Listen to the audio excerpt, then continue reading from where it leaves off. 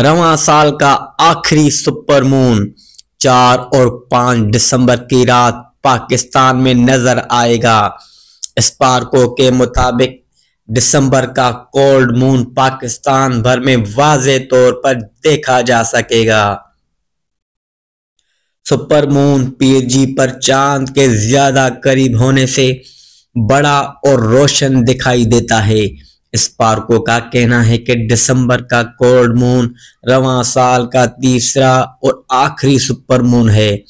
Super moon 5 दिसंबर की सुबह 4:15 पर 99.8% रोशन हालत में उरूज पर पहुंचेगा। चांद 4 दिसंबर शाम 4:58 पर 99% रोशन हालत में तुलू होगा।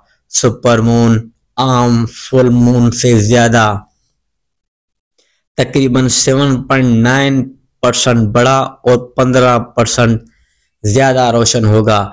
स्पार्को के मुताबिक जमीन और चांद का फासला 4 और 5 दिसंबर को 218 और 357 किलोमीटर होगा।